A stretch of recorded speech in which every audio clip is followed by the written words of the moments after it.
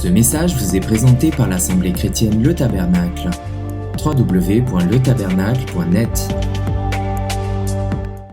Voyez le résultat du jeûne, il est un excellent remède contre les traits enflammés du malin. Les chaînes de l'iniquité sont rompues. Les chaînes du joug, c'est-à-dire ce qui nous a servi, qui met un poids pesant sur nos vies, comme le bât. Vous savez, le bât en bois qu'on met sur les bœufs pour les guider quand on trace les sillons. Ça, c'était dans l'ancien temps. On leur mettait des bâts en bois, ils étaient sur leur cou. C'était un joug. Beaucoup ont des jougs sur leur vie. Et tu te laisses courber par le joug. Tu me fais penser à la femme qui était courbée depuis 18 ans. Pourquoi tu es courbé spirituellement?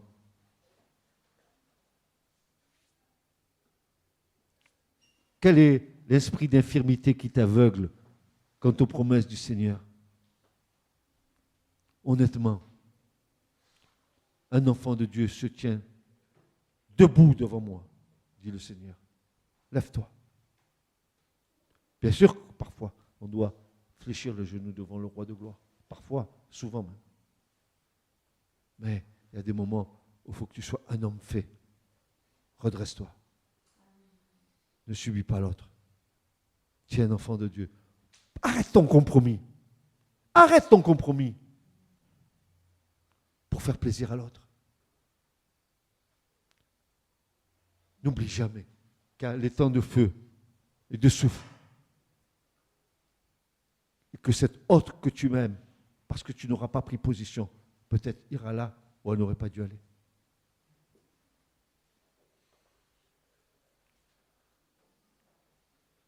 Ceux qui sont esclaves seront rendus libres. Et les opprimés qui subissent toutes sortes de situations de brimades dans leur vie seront libérés. Il y a des gens qui sont brimés, qui vivent des situations très difficiles dans leur vie. Ils sont opprimés. C'est une oppression. Mais je t'en supplie, tu es un enfant de Dieu. Comment laisses-tu l'ennemi te mettre des jougs sur toi? Comment le laisses-tu te courber devant ta situation? Et tu sais, quand tu es courbé, mon frère et ma soeur, qu'est-ce que tu fais? Tu regardes la terre. Redresse-toi. Regarde au ciel. Je t'en supplie, bouge-toi.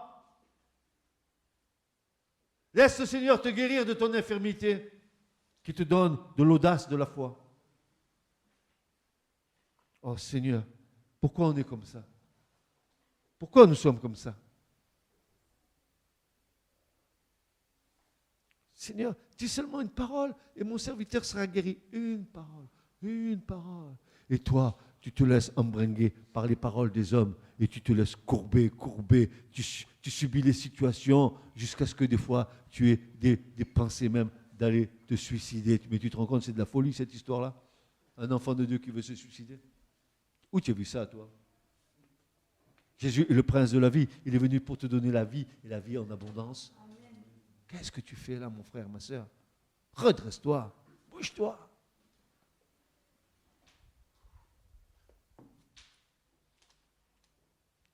Ainsi, toutes sortes de jougs explosent sous la puissante main de Dieu, car je vous annonce une bonne nouvelle.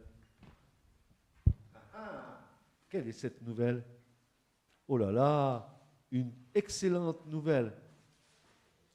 Je ne vous donne pas la référence, je vous la donnerai après, mais je vais vous la citer.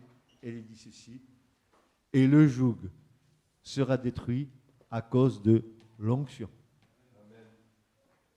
Ésaïe, chapitre 10 et verset 27. Et le joug sera détruit à cause de l'onction. Sois rempli de l'Esprit Saint. S'il te plaît, mais je vous en supplie, ne confondez pas. Ne confondez pas à avoir plein de paroles de Dieu en vous et avec la présence du Saint-Esprit en nous. Ne confondez pas les deux et ne les assimilez pas. Et si la parole, elle devient esprit quand l'esprit domine en toi, et non pas quand la parole domine en toi sans l'esprit.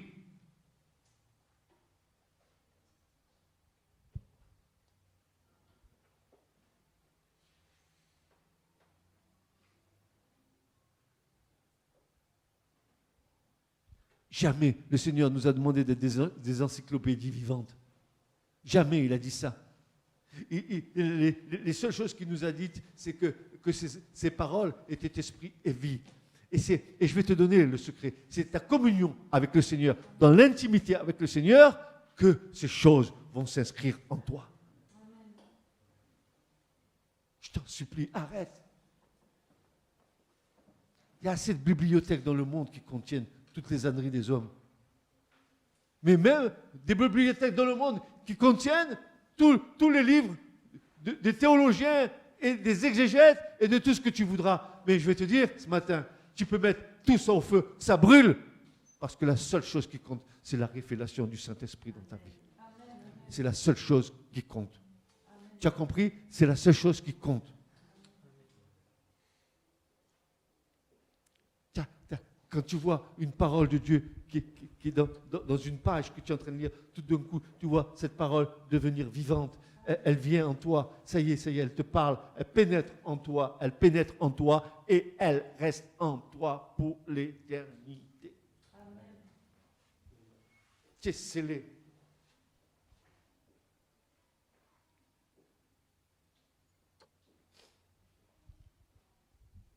Tu es scellé.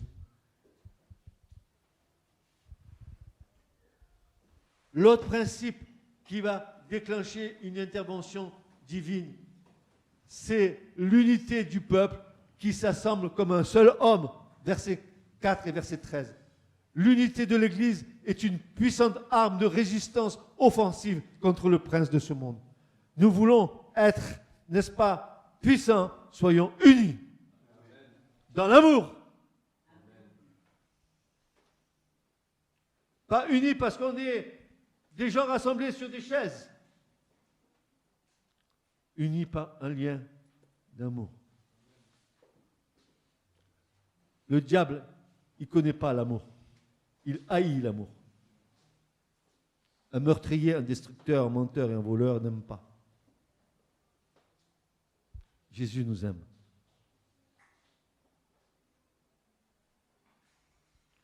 L'unité de l'Église est une puissante arme de résistance contre le prince de ce monde. Remarquons le fondement de la prière de Josaphat, qui ne s'appuie pas sur ses états d'âme, mais sur une confession de foi dans le nom de l'Éternel. Premièrement, il va faire une exaltation du Dieu de ses pères, en particulier dans le verset 7, où il va faire référence à Abraham et à la semence dont il fait partie. Il va dire, Abraham, ton ami, souviens-toi. Rendez compte? Mais quelle intelligence il a ce Josaphat. Mais il est en train de prier Dieu et il lui donne des arguments sur lesquels Dieu ne peut pas lui résister. Non, mais vous avez bien compris ça. Il peut pas, Dieu ne peut pas ne pas lui répondre à sa prière. C'est impossible. Regardez ce qu'il lui dit. Il lui dit ceci, dans les versets 7, il fait référence à Abraham et à la semence dont lui, Josaphat, fait partie. Abraham, ton ami. Il glorifie l'Éternel, le Dieu créateur, le Dieu qui domine sur tous les royaumes des nations. Et ici, nous trouvons une action de grâce et de louange. Il va dire, toi qui domines sur toutes les nations, ô Seigneur. Je reprends le texte.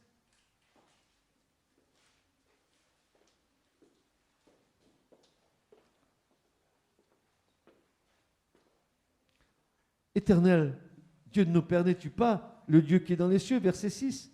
Et n'est-ce pas toi qui domines sur tous les royaumes des nations? Et en ta main est la puissance et la force, et nul ne peut te résister. Ah. Regardez cette confession. Est-ce que tu es capable de dire ça à Dieu dans ton problème? Qui peut te résister à mon problème, Seigneur? N'es-tu pas le Dieu de mes pères? Ne suis-je pas de la semence d'Abraham, qui était ton ami, Seigneur? Peut-être c'est une bonne prière à Dieu, ça.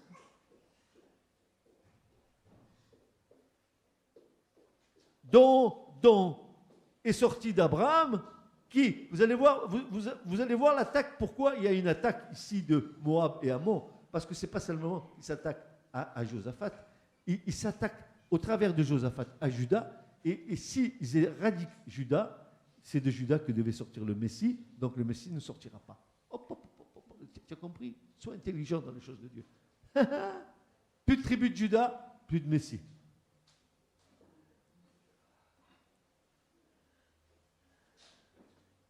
Et il a envoyé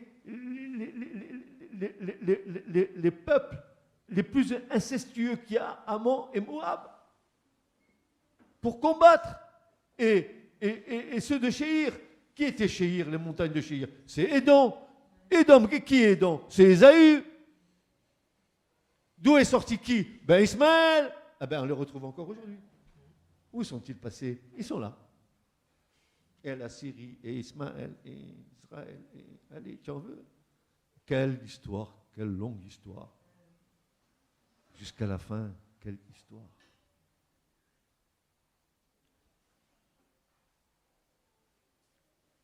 Ensuite, la deuxième chose qu'il va reconnaître, il va lui dire, ben, je reconnais ta toute puissance, ô Dieu, et ton incontestable supériorité sur toute forme d'adversité. Là, Josaphat, il se soumet à Dieu, il dit, hop, hop, hop, il n'y a pas plus fort que toi, donc si toi tu es le plus fort, moi je me soumets à toi. Quelle intelligence. Parce qu'il aurait pu dire, je vais t'aider. Je vais t'aider. Et justement, et Dieu l'a coincé. Il a dit, pour pas que tu m'aides, t'inquiète pas, tu restes tranquille, c'est moi qui vais faire le boulot. Et bien souvent, toi, tu veux faire le boulot à la place de Dieu. Il te dit, tiens-toi tranquille. Observe la délivrance que l'Éternel va accorder à son peuple. Et c'est ce qu'il va faire. Frères et sœurs, mais quel Dieu nous avons? Mais c'est ce même Dieu qui est là, c'est ton Dieu à toi aujourd'hui, dans ton problème.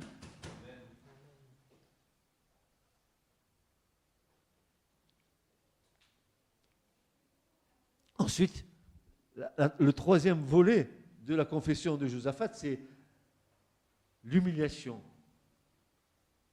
Dans le bon sens du terme, la confession implicite de sa peur et de ses angoisses. Oui, j'ai peur, Seigneur. Oui, je suis angoissé, Seigneur. Et tu le sais bien mieux que moi. Mais moi, je te le confesse. Afin que l'ennemi l'entende aussi. Mais qu'il va entendre la suite aussi. Oui, oui, oui. J'ai une peur, j'ai des angoisses, ainsi que celle du peuple. Mais l'intelligence de Josaphat, vous ne voulez pas être intelligent comme Josaphat, encore une autre chose à laquelle Dieu ne peut pas ne pas lui répondre, il va se retrancher un peu plus loin, n'est-ce pas, dans la prière de Salomon. Vous savez, s'il y a ça, je serai là. S'il y a ça, je serai là. Et s'il y a ça, si l'épée vient, je serai là. Je serai là. Et il va dire, voilà, regarde, Seigneur, regarde. Il réaffirme la prière de Salomon dans le temple lors de la dédicace, dans 2 Chroniques 6. Si je serai là, ne vous t'inquiète pas, quoi que ce soit, je suis là. Il va dire, voilà, il m'arrive comme à Salomon. Et le Seigneur va lui répondre, je suis là.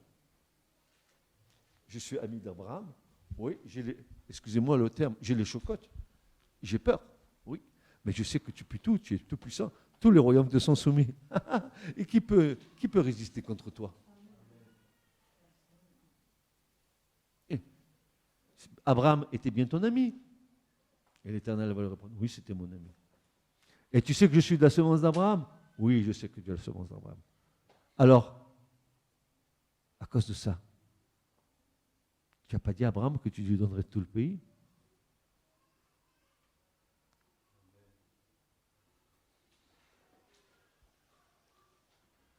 Et quatrièmement, tout le peuple de Juda se tint devant l'Éternel, y compris les enfants et les petits-enfants, c'est-à-dire la semence. Que c'est intelligent. Il fait venir tout le peuple, il dit, n'oubliez pas les enfants et les petits-enfants. Pourquoi? C'est la semence. Et pourquoi la semence? Unité du peuple, mais aussi le profond désir de sauvegarder la semence de Juda, d'où devait sortir le Messie roi.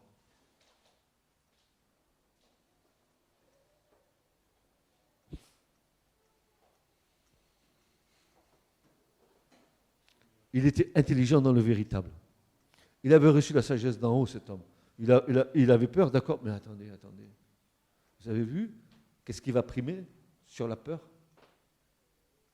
C'est toute la foi qu'il avait en l'Éternel. Il s'est tourné. Tu as un problème. Ne laisse pas ton problème te dominer. N'aie pas peur du problème. Moi, je crois que tu devrais avoir peur de toi d'abord. Et toi, si tu as la foi, tu te tournes vers Dieu. Tu lui dis, écoute bien, ne m'as-tu pas fait naître de nouveau? Ne m'as-tu pas dit que tu m'avais donné la vie éternelle? Ne m'avais-tu pas promis que je serais à la résurrection d'entre les morts? Ne m'as-tu pas dit que tu serais avec moi tous les jours jusqu'à la fin du monde?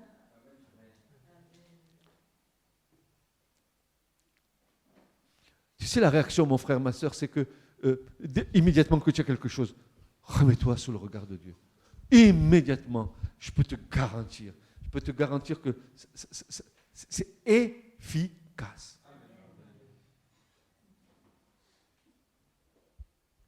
Ainsi, toutes les conditions sont requises pour que Dieu parle. Il y a fait une prière et Dieu doit lui répondre.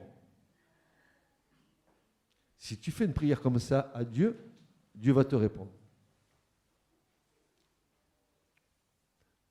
Mais c'est trop beau l'écriture. C'est trop beau ce qu'il y a là. C'est trop beau ce qu'il y a là. C'est trop beau ce qu'il y a là.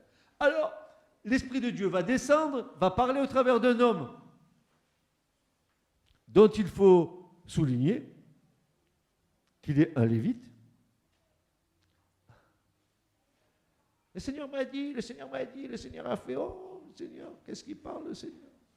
C'est un hara, c'est un perroquet, ce Seigneur. Qu'est-ce qu'il parle?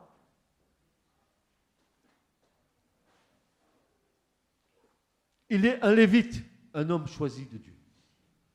Un chantre, prophète. Ah, la louange. Je vous en veux. Il est un chantre, prophète d'entre les fils d'Asaph.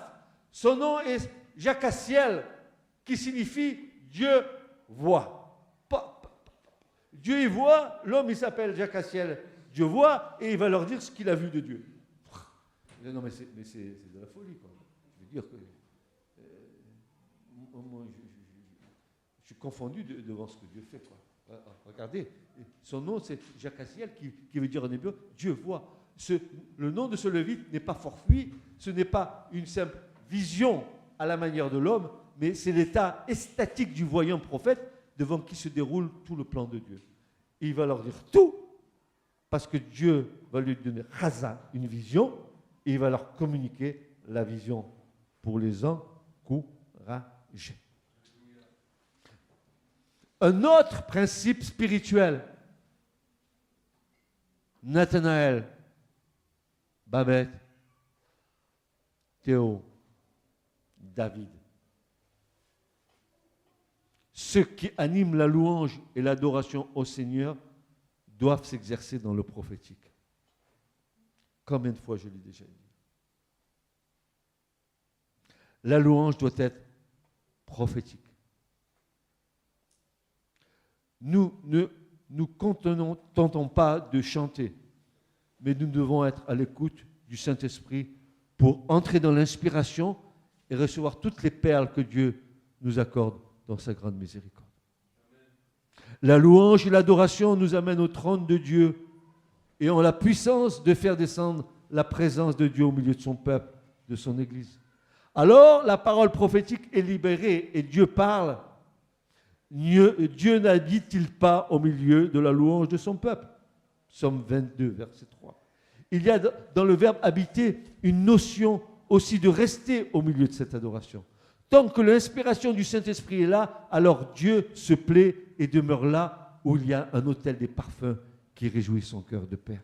Nous devrions prendre conscience que l'adoration est un état de cœur brûlant d'amour où nous nous ressourçons devant la présence de Dieu au milieu de nous. Dieu ne cherche-t-il pas des adorateurs en esprit et en vérité. Je ne vous ai pas dit de prophétiser, je vous dis que votre louange doit être prophétique, inspirée par l'Esprit de Dieu. Plus nous rentrerons dans l'inspiration du Saint-Esprit, et plus vous sentirez la présence de Dieu au milieu de nous.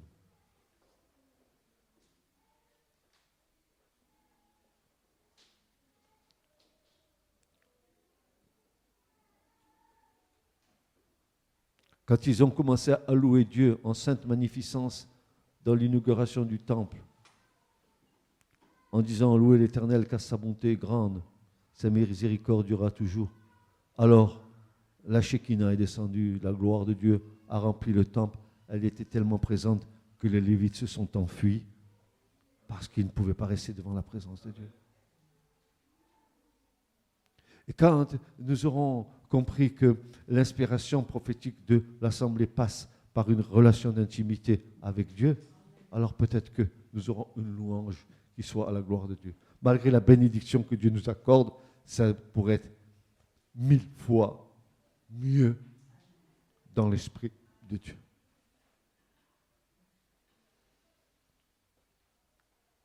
La louange et l'adoration nous amènent au trône de Dieu et ont la puissance de faire descendre la présence de Dieu au milieu de son peuple, c'est-à-dire de son Église.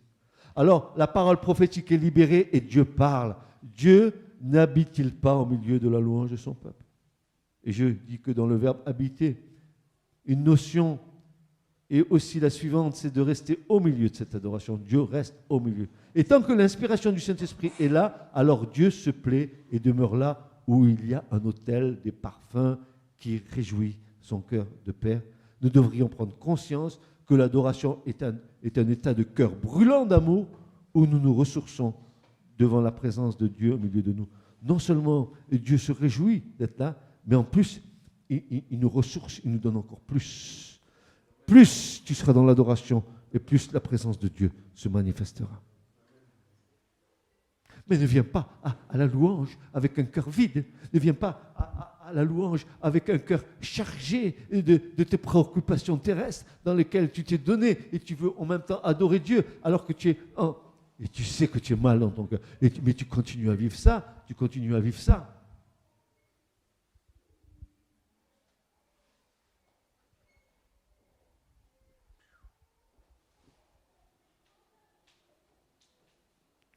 Quel est le résultat tangible de cette présence du Saint-Esprit? Il calme les craintes et les frayeurs du peuple en donnant une information de la plus haute importance. Ça y est, Dieu va parler, Dieu révèle son plan, il va calmer les craintes et les frayeurs du peuple et le Lévite va donner...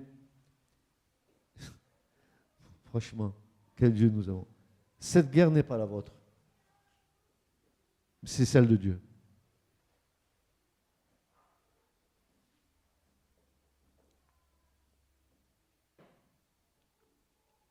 Cette guerre n'est pas la vôtre.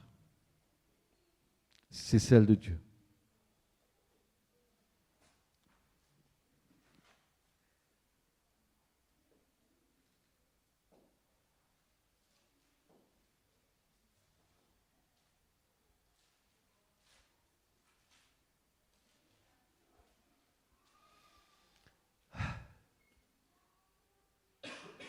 Pourquoi? Parce que Dieu déclare.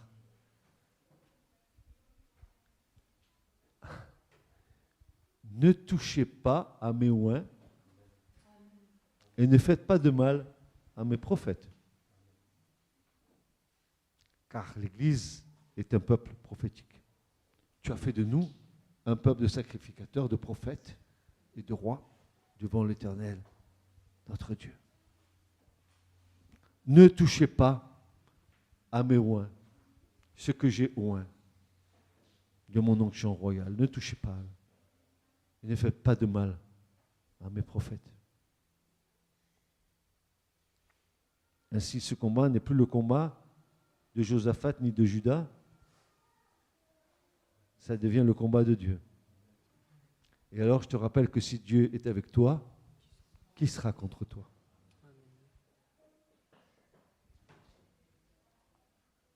Dieu ne se contente pas de rassurer. mais donne des directives précises. Où doit se situer le peuple au moment où il va agir. Et une seconde fois, il va rassurer son peuple de Juda et sa ville de Jérusalem. Il leur annonce la délivrance de tous leurs ennemis. En fait, l'armée de Juda va être spectatrice de la démonstration de puissance de Dieu. Josaphat s'incline et tout le peuple avec lui pour adorer l'Éternel, avec tous ceux qui ont la charge de se tenir devant Dieu pour le louer et l'adorer. C'est une charge que de se tenir devant Dieu pour le louer. Mais c'est une sainte charge. C'est une clé pour faire descendre la présence de Dieu. Et c'est pas que tu chantes, c'est pas que tu joues un instrument.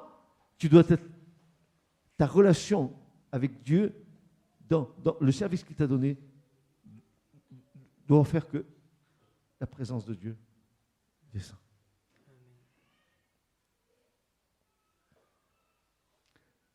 Les Kahathites. On est compte les Kahathites? Bien sûr que les Kahathites, ils sont là. Pourquoi? C'était les seuls à pénétrer dans le lieu très saint. Et les Corites, les fils de Corée, c'était les seuls qui étaient dans les classes des chants, qui psalmodiaient et qui louaient l'Éternel en sainte magnificence. Autre chose, Dieu va gagner le combat pour eux, mais voilà, encore un autre principe spirituel que nous ne faisons pas. Il nous est dit que le matin du combat, alors qu'ils savaient que Dieu allait leur donner la victoire, ils n'ont pas dit on va faire une grasse matinée. On se lèvera peut-être à 7 heures pour aller au combat. Non, mais ils avaient compris une chose. Ils se levèrent de bonne heure. Alors je pose la question, est-ce un principe spirituel puissant que de se lever le matin de bonne heure pour rechercher la face de Dieu? Nous savons que oui, malheureusement, nous ne le mettons pas souvent en pratique. Josaphat va réaffirmer sa foi. Alors l'autorité qu'il représente exhorte le peuple et le retire. Il va dire, croyez. Sous-entendu, croyons ensemble. Moi le roi et toi mon peuple, Juda. Et vous prospérerez, et moi avec vous. Vous serez amenés au succès, vous serez vainqueurs, vous réussirez. Et encore la sagesse de Josaphat. Malgré que Dieu lui donne la victoire sans batailler, sans ferrailler, il va tenir conseil avec le peuple. Il ne va pas décider seul, comme les pasteurs décident seuls dans l'église. C'est moi, là, le serviteur de Dieu. C'est moi, l'archichope, le bishop et la chope de bière. C'est moi. Qu'est-ce que je n'ai pas vu de ça en Afrique? On avait avec des cannes comme les évêques, d'autres avec... Quelle mascarade, Seigneur. Archibishop, je suis tombé raide quand j'ai vu ça. Avec des fauteuils en velours rouge sur des trônes. J'en ai vu même qui rentraient avec leur garde du corps. Ils avaient peur que les démons les attaquent. Ils étaient avec les démons, oui.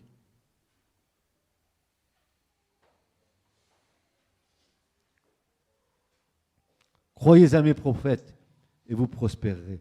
Il tint conseil avec le peuple, il n'a pas agi seul. Il s'entoura d'une multitude de conseillers. Le roi délibéra, il échangea des conseils, il consulta le peuple.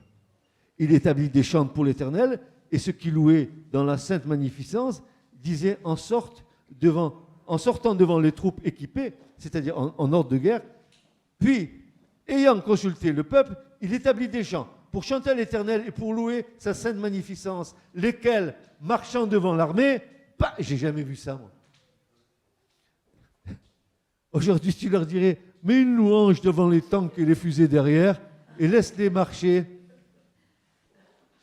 Et c'est ce qui va se passer, je vous garantis, c'est ce qui va se passer là maintenant. Dieu va nous confondre. Allez, mettez vos trucs, vos fusées à tête multiple, vos trucs, vos machins, vos bombes atomiques, etc. Et le Seigneur dit, mets la louange devant. Et qui loue l'Éternel? Et vous verrez ce qui va se passer. Qu'est-ce qu'on est bête? Que l'homme est fou.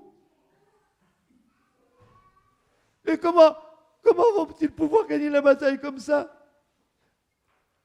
Mais le monde, il dirait, on va mettre Michael Jackson devant. Il va nous, ou un rappeur, il va nous ouvrir la voie royale.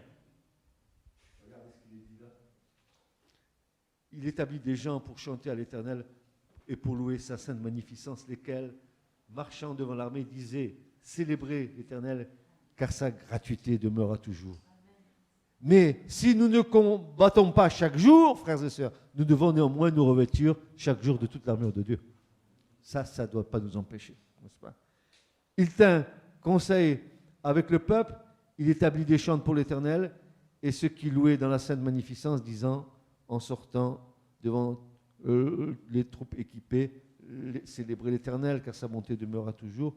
Et au moment où il commençait ce chant, en fait, c'est un cri qu'ils ont poussé. Je ne sais pas si c'est comment ils ont dû crier. Je crois que c'est le même cri qu'il y a eu à Jéricho. Ils ont crié de triomphe et de louange. Le jour où l'Église commencera à crier de triomphe et de louange, peut-être que je ne le verrai pas, mais un jour j'aimerais que nos cris nous ouvrent les portes dans les cieux pour que nous voyions des victoires dans nos vies, quoi, dans la vie de l'Église. Et au moment où il commençait ce chant, le cri de triomphe et de louange, l'Éternel mit des embûches contre les fils d'Ammon et de Moab et ceux de la montagne de Séhir qui venaient contre Juda, et ils furent battus. Frères et sœurs, dans la louange et l'adoration, nous devons réaliser la puissance de délivrance qui opère au milieu de nous. Dans l'adoration et la louange, il n'y a pas de place pour l'ennemi. Nos ennemis doivent être dispersés. L'onction royale active cela. Les ténèbres s'enfuient devant la lumière. Frères, sœurs, réveillons-nous et prenons conscience de cette puissance qui est mise à notre disposition et dont nous avons si peu conscience. Nous appartenons à l'Éternel, notre Dieu, et l'Écriture déclare que nous sommes plus que vainqueurs. Nous sommes amenés à piller les trésors des ténèbres, comme ils ont fait. Et encore 3 jours, encore le chiffre 3. Allez, 3 jours. 3 jours. Dieu a dit, allez, au nom de mon unité, pillez pendant 3 jours. 3 jours. Prenez leurs richesses. Et à un moment donné, l'Église pillera les trésors des ténèbres. Amen. Un jour, l'Église sortira tous ceux qui sont enténébrés du royaume des ténèbres. Ce n'est pas des mots, c'est une réalité. C'est pour ça que l'Église règne. Et même si nous ne la voyons pas régner, même qu'aujourd'hui le monde ne croit pas dans le Christ, sachez que Jésus règne, qu'il est vivant éternellement et qu'il revient bientôt. Il a dit, s'il n'en était pas autrement, je ne vous l'aurais pas dit.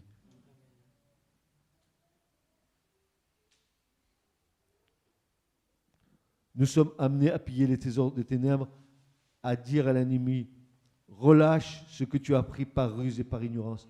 Relâche ma famille, relâche ma femme, relâche mon mari, relâche mes enfants. Alors la frayeur de Dieu tomba sur le royaume des ténèbres. Et comme Moïse affirme, lève-toi, Éternel, et que tes ennemis soient dispersés, et ceux qui te haïssent s'enfuient devant toi. Et quand on l'a posé, c'est-à-dire l'arche, il disait, reviens, Éternel, aux myriades des milliers d'Israël. Amen. Amen, mes frères et sœurs. Je ne crois pas que ce matin, ce message soit en vain. Je crois que nous avons besoin, vous et moi, de rentrer dans une réalité spirituelle que nous ignorons ou par négligence, ou que nous n'avons pas voulu utiliser par crainte ou par peur. Est-ce que vous savez que le salut est une libération et une délivrance?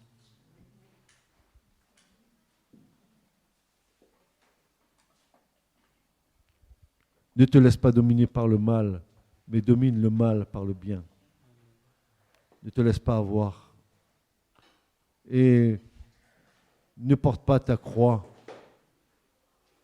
puisqu'il faut que tu ne la portes. Ne dis pas, je porte ma croix, comme si le problème était insoluble. Je porte ma croix. Qu'est-ce que je souffre? Comment je vais faire? Non, non. Tu te redresses, arrête de faire comme la cananéenne. Arrête de regarder tes Game Boy en bas, là, tu sais? Et redresse ta tête. Et dis, je puis tout par celui qui me fortifie. Je suis plus que vainqueur. Et ce n'est pas que des mots. Car la parole de Dieu est une puissance de Dieu pour quiconque croit. Pour quiconque croit. Pour quiconque croit.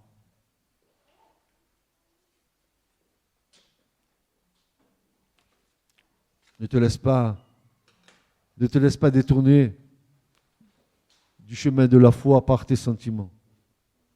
Ne te laisse pas détourner des principes spirituels que Dieu a donnés à l'Église pour qu'elle soit plus que vainqueur. L'Église règne. Et si nous ne la voyons pas régner, c'est parce que nous sommes indignes du royaume de Dieu.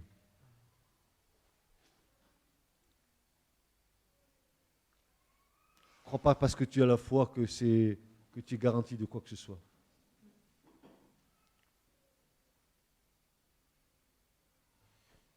Rappelle-toi les paroles du Seigneur, que celui qui persévérera jusqu'au bout, celui seul sera sauvé. Et te laisse pas désorienter, te laisse pas déstabiliser, te laisse pas détourner.